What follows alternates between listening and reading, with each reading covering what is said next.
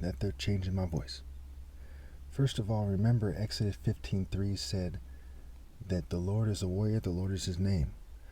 1 Corinthians 4:20 says, for the kingdom of heaven, or the kingdom of God, is not a matter of talk, but of power. Okay, so the Lord is a warrior, right? It's this warrior power. And it's righteousness, obviously. Proverbs 16:12, kings detest wrongdoing, for a throne is established in righteousness.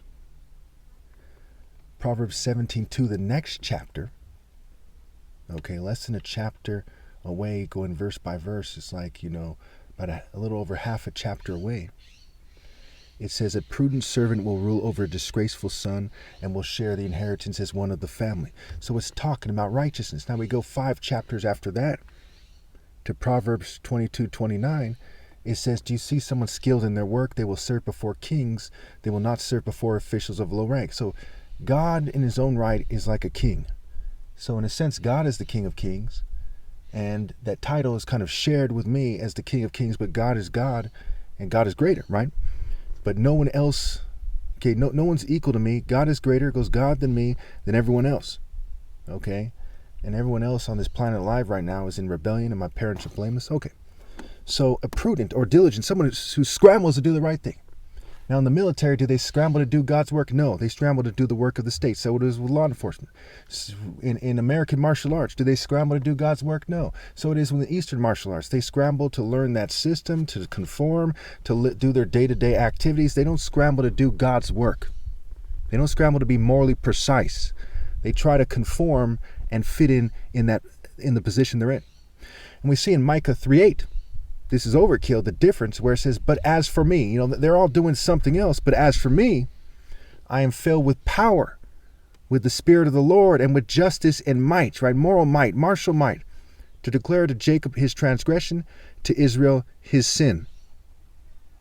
We see in Hebrews 11:32, it says, and what more shall I say?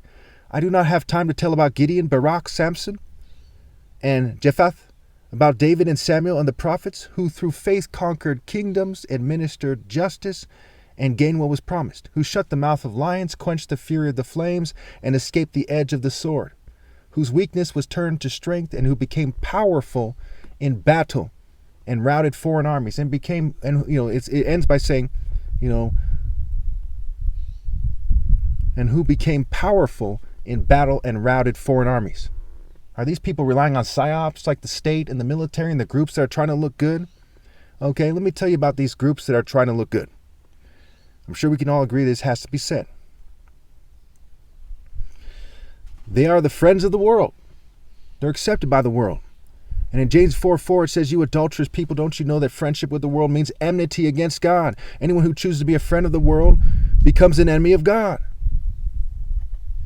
That's not being righteous. You can't establish the throne in righteousness by conforming. Right? Isaiah 11:5, righteousness will be his belt and faithfulness the sash around his waist. Okay, so they're conforming. And so are all the churches, mosques, and synagogues. They use mere theater arts, propaganda, psychology, okay, deception, falsehood. They cheat people. They cheat me out of my right to lead. They won't debate me publicly. They know these arguments are open and shut, and they won't give me my rightful place, and they won't debate me publicly. So what they're doing is like, say we're all on a plane, right? I'll make what to them is a dramatic example because they don't have faith in God. But what's going on here is actually far more dramatic than the example I'm going to make. So say we're on a plane and then I'm the only one who knows how to fly the plane. Okay. And there's a child that they think is cute. And they say they don't want people to look up to me. So they want the child to fly the plane. But the child flies the plane, it's going to crash, we're all going to die, what have you. So they form a protective barrier around the cockpit and have the child fly the plane while they're looking at me hard. The plane crashes, we all die. Why is that stupid? Well, in that example, the kid wasn't prudent enough to learn to fly the plane before they, insisted on flying the plane. The people there weren't prudent enough to learn what was right and what was wrong in that situation. They're disgraceful. That's why Proverbs 17:2 says a prudent servant will rule over a disgraceful son and share the inheritance as one of the family. If those people are about to cry about how they're white or Jewish or LGBT and there's a massive LGBT movement going on, does that make it okay? No. That makes it more disgraceful. Now, not only are they doing the wrong thing, but they're doing the wrong thing pointing directly to their group subtly and otherwise, and say, because I'm a member of this group, that means we can stop the pilot from flying the plane because we think this kid is cute. That's sick, right? That is sick. What's going on here as they damn their families to hell, as they form protective barriers that prevent me from bringing people to God, okay? They're far worse than the people in that example on that plane. Now let's say there was twice as many people on that plane, or the same amount of people, but they're stronger. Should they not beat the dog crap out of those people and remove that kid forcefully, if necessary, from the cockpit so the pilot can fly the plane? Let's say there's half as many people. Okay, and again, I'm not advocating violence, but you need to understand how serious this situation is. Even if they thought there was close to no chance that they'd be able to overpower those people and put the pilot in the cockpit, they're better off doing that than sitting on their butts and letting the kid crash the plane.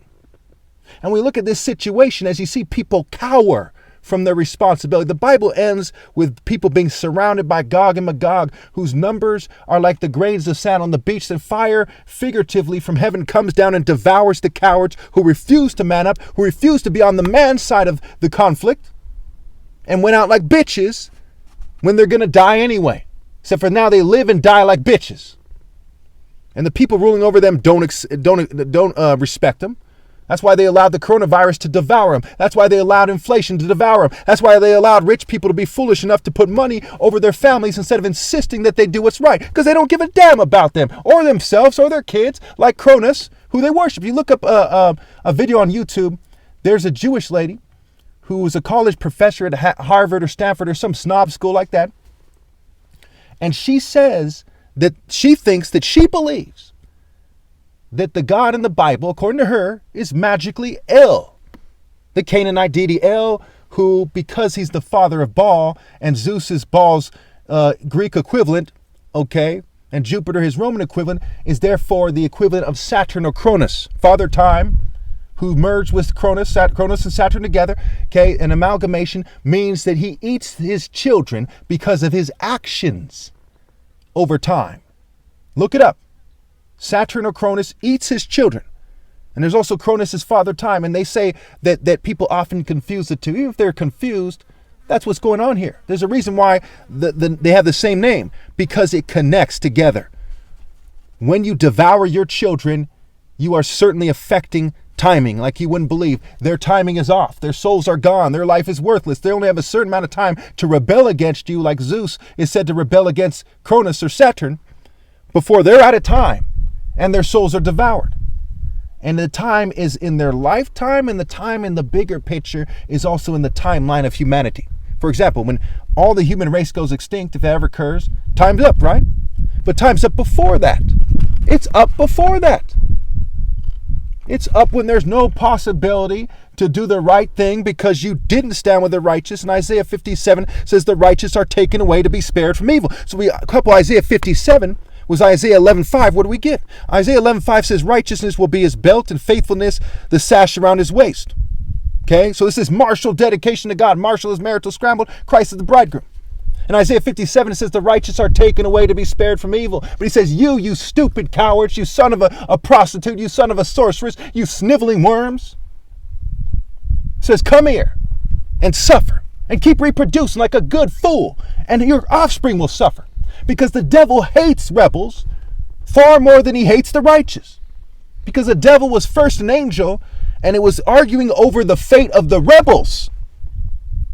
That's how he sees it, at least, is what got him cast down. We look at in the Quran, it's similar, if I'm not mistaken, or Muslim mythology, one way or another, Muslim theology. It says that the devil refused to bow to God's creation. So we have this pervasive message in the various religions, Judaism, Christianity, and Islam, that over the people of this earth, the devil lost his place. The sons of God saw the daughters of man and came into them, right? Fallen angels fell out of grace, did something they weren't supposed to do. Satan leading the charge. You see the various Book of Enoch and all this stuff lines up. They all seem to agree that the evil inside of them is led by the devil, and that he despises sniveling punk-ass bitch-made motherfuckers who cheat me out of my right to lead. And we see that in popular culture too. What is the devil doing in popular culture? He's torturing sinners in hell. So is he their friend? No. He's like, you stupid enough to betray God type of bitches and follow the devil type of pussy. He fucking cooks them like the bitches they are. And the apple doesn't fall far from the tree. That forbidden fruit, which is the offspring of rebels. Thank you.